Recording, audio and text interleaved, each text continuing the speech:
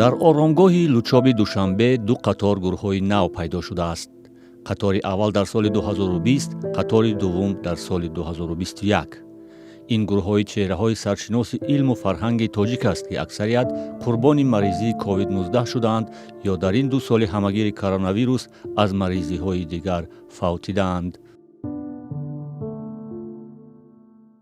ин пандемия ё бемории ҳамагир мегӯем, вале фарҳанги тоҷикистон дар солҳои 2020-21 мардони хеле ҳунарманд, чеҳраҳои намоёни санъати тоҷик ва чеҳраҳое ки фарҳанги моро дар ҷаҳон намояндагӣ мекарданд, мисли Ҳабибулло Абдураззоқов, Убайдулло Раҷабов, Раҳмондӯсти Қурбониён, Озодамо Муҳтарамова, Қурбонали Раҳмонов, Қиёмуддин Чақалов ва шахсиятҳои зиёдеро аз миён бурд. дар қатори аввали гурӯҳҳо, ки соли 2020 пайдо шудааст, марҳум Ҷурабек Назрӣ, Ҷамшед Исмоилов, ҳунармандони саршиноси тоҷик, Гулназар Келдӣ, шоири шаҳир ва муаллифи суруди миллии Тоҷикистон хобидаанд.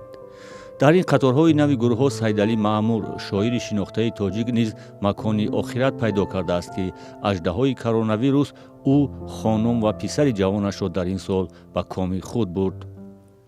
با استاد سیدعلی معمور نیست شناسایی نزدیک داشتم و در یک جایم نوشته بودم که افسانه یا قصه های داستان لیلی و مجنون را نمیتوان با اون محبتی که سیدعلی معمور به خانوادهش به همسرش داد حتی مقایسه کرد.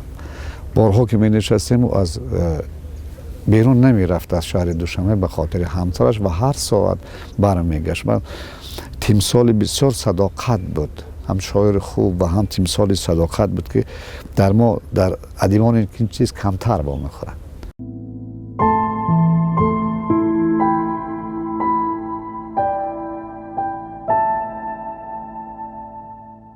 соли дуввуми фоҷиаи башарӣ, соли 2021, бо марги Қурбонали Абдуллоев, ҳунарманди хушноми тоҷик, аз марази COVID-19 шурӯъ шуд. баъдан ин беморӣ мисли соли қабл дар бархе хонаводаҳо чанд узви онро кушт ва ба фоҷиа табдил шуд.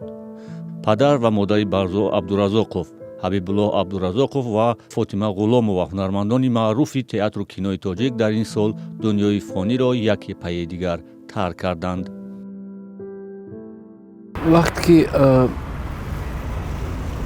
падару модар зинда аст, то ҳама вақт гӯё кӯдакӣ, нобаста аз сину солу нобаста аз сари сафедат, ожангҳои рӯят.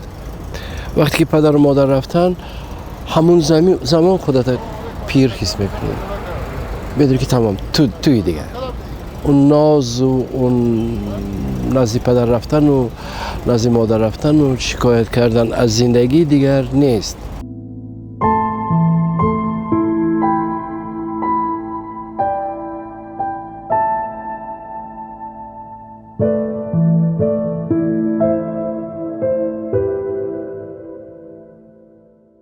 дар соли 2021 саҳафоти китоби зиндагии Сафарбеки Солеҳ, коргардони хушном ва Назирмад Мусоев, ҳунарманди саршиноси тоҷик, ба поён расид ва ҳунарашонро барои таърихи миллати тоҷик тақдим карданду рафтанд. ба хусус Назирмад Мусоев, ки ҳангоми кор ва дар студио ҷони худро аз даст дод. вале Сафарбек тавонист бо он корҳое ки анҷом дод, اون فیلمایی که ساخت در بایگانی این ملت، بایگانی سینمای این ملت، حتما محفوظ و خیلی چی میگن با ارزش هیچ وقت گم نمیکنن. یک فیلمای یک روزه مثلا نیستن، فیلمایی هستن که در اونجا پژوهش است، علم است، یک اندیشه است و کار و پیکاری نمیدونم. اون نقشه هایی که مثل سفربگ، مثل استاد رحماندوست، مثل استاد عبیدالله و دیگرها مثل خدا رحمتی نظیرمد موسویف که یکی از چهره‌های خیلی زیبای سینمای ما بود، با این بیشتر و خط کرده مکتبی تئاتری مسکو و با چهره خیلی زیبا در سینمای ما وارد شده بود، در فیلم های انور تورایف اولین بار، بعد فیلم های دیگر و سالهای دوران استقلال هم قریب یگان فیلمی نبود که مثلا چی دولتی و چی استودیوی شخصی که می ساختن نظیر محمد موسویف دعوت میکردن، نقش میبازید.